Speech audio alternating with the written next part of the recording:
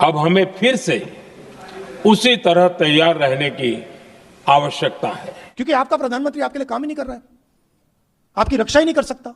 ये गुलाम ने हासिल किया इस देश के लिए। दोस्तों, बहुत बहुत स्वागत करता हूं आप सभी का। आखिरकार वही हुआ जिस बात का डर था। लोकसभा में विपक्ष के नेता राहुल गांधी बार बार सरकार को चेता रहे थे कि अभी संभल जाओ, अभी वक्त है, जो पॉलिसीज बनाई जा रही हैं वो सही नहीं है। लेकिन इस सरकार ने राहुल गांधी की बात नहीं मानी और एक बार फिर से राहुल गांधी की बात सच हो गई। दोस्तों, बिना देर किए सबसे पहले मैं आपको प्रधानमंत्री नरेंद्र मोदी का एक ताज़ा बयान दिखाने जा रहा हूं, जिसे सुनने के बाद पूरे देश में तहलका मचा हुआ है, हड़कंप मचा हुआ है।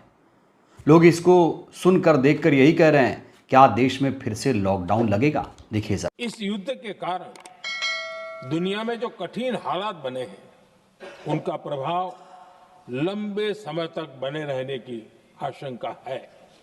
इसलिए हमें तैयार रहना होगा, हमें एकजुट रहना होगा।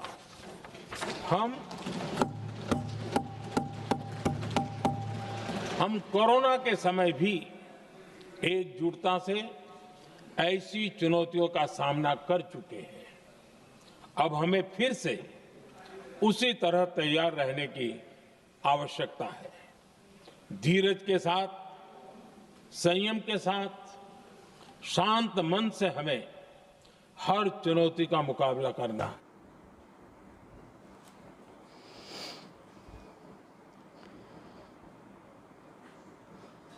तो देश अगर आज इस स्थिति में पहुंच गया है तो इसके लिए जिम्मेदार कौन है? राहुल गांधी ने इस समय प्रधानमंत्री नरेंद्र मोदी पर जोरदार प्रहार किया है। राहुल गांधी ने बड़ा बयान देते हुए कहा कि ट्रंप ने नरेंद्र मोदी को कंट्रोल कर रखा है। ट्रंप के सामने नरेंद्र मोदी चूं तक नहीं कर पाते हैं। देखिए जरा। ट्रंप के सामने चूं तक नहीं कर सकता है। बता रहा हूं आपको, मैं सच बोलता हूं।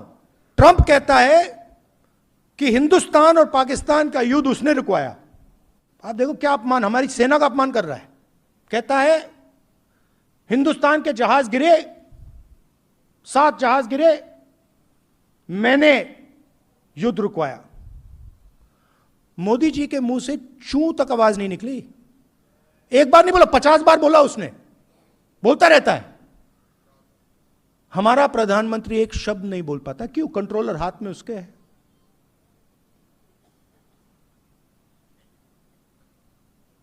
और अंत में जब मोदी जी का कंट्रोल उधर है तो सबसे ज्यादा चोट आपको लगती है, क्योंकि आपका प्रधानमंत्री आपके लिए काम ही नहीं कर रहा है, आपकी रक्षा ही नहीं कर सकता।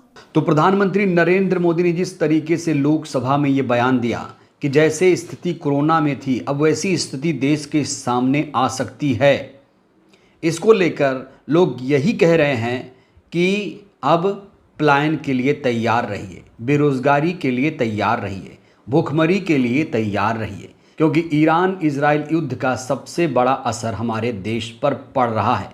दोस्तों, क्या आपको मालूम है कि जो गैस सिलेंडर 14.2 किलो का होता था, अब वो मात्र 10 किलो का रह गया है। और अगर देश में गैस का संकट है तो फिर ये सरकार क्यों बार बार कहती है कि देश में गैस का कोई भी संकट नहीं है? तो अगर कोई संकट नहीं है तो फिर 14 किलो वाला सिलेंडर अब 10 किलो क्यों मिलेगा उसी दाम पर? ये अपने आप में बहुत बड़ा सवाल है। तो इस समय देश की क्या स्थिति है, कैसी तस्वीर उभर कर सामने आ रही है, इसको जानने के लिए आपको पवन खेड़ा साहब को सुनना पड़ेगा। पवन खेड़ा जो कि कांग्रेस के तेज तर्रार प्रवक्ता माने जाते हैं। पवन खेड़ा को सुनिए, वो किस तरीके से प्रधानमंत्री नरेंद्र मोदी की नीतियों को फेल बता रहे हैं। 50% जो घर हैं हिंदुस्तान के, सिलेंडर की कमी है। अभी जब मैं आ रहा था तो हमारे साथियों ने मुझे बताया कि जो सिलेंडर का वजन 14.2 किलो होता है, अब उसको 10 किलो कर रहे हैं।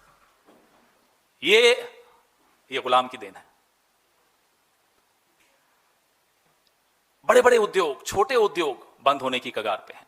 कितने रेस्टोरेंट, कितने होटल बंद होने की कगार पे हैं। मोरबी के टाइल्स के जो इंडस्ट्री है उसकी हालत जाकर देखिए।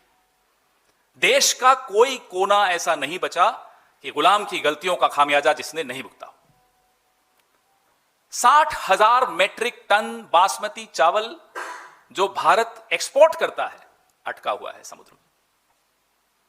अगर गुलामी नहीं करता साहिब और बीबी की, तो स्ट्रेट ऑफ हॉर्मुज हमारे लिए खुला रहता, निर्बाध रूप से खुला रहता, हमें उनकी शर्तें नहीं माननी पड़ती। आपको यह अच्छी तरह से ज्ञान है, लेकिन मैं फिर भी दोहराऊंगा कि भारत जो ईरान से तेल खरीदता आया था, बार बार मुझे था बोलना पड़ रहा है, वो भारतीय करेंसी में खरीदता था, डॉलर्स में नहीं खरीदना पड़ता था।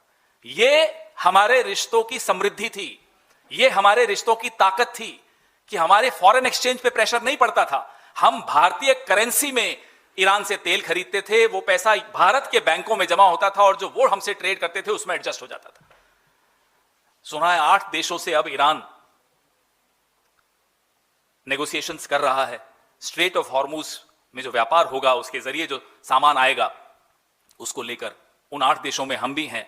और सुना है कि अब ये 8 देश चाइनीज करेंसी खर्च करके सामान लेंगे, युआन खर्च करके सामान लेंगे। ये गुलाम ने हासिल किया इस देश के लिए। दोस्तों, क्या आप सभी को मालूम है कि जब यूपीए शासन में रुपया कमजोर होता था तो प्रधानमंत्री नरेंद्र मोदी क्या कहते थे?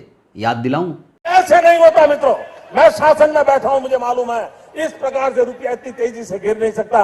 अरे ये नेपाल का रुपया नहीं गिरता है, बांग्लादेश की करेंसी नहीं गिरती है, पाकिस्तान की करेंसी नहीं गिरती, श्रीलंका की करेंसी नहीं गिरती। क्या कारण है हिंदुस्तान का रुपया पतला होता जा रहा है? ये जवाब देना पड़ेगा आपको, देश आपसे जवाब मांग रहा है। तो प्रधानमंत्री नरेंद्र मोदी ने आज लोकसभा में 25 मिनट का भाषण दिया। विपक्ष बार बार कह रहा था कि भाषण नहीं सुनना है, हमें डिबेट करनी है, हमें बहस करनी है, बहुत सारे सवाल पूछने हैं। ईरान इजराइल युद्ध से पहले आप इजराइल क्यों गए थे? अभी जो देश में स्थिति पैदा हुई है उसके लिए जिम्मेदार कौन है? राहुल गांधी ने तो यहां तक कह दिया कि ये डिबेट कर ही नहीं सकते क्योंकि ये कॉम्प्रोमाइज्ड है। बहरहाल दोस्तों, इस वीडियो में इतना ही। आपको क्या लगता है, क्या प्रधानमंत्री वाकई अब कॉम्प्रोमाइज्ड हो चुके हैं और क्या फिर से हमारे देश में लॉकडाउन जैसे हालात पैदा होंगे? राय दीजिएगा। बहुत बहुत शुक्रिया।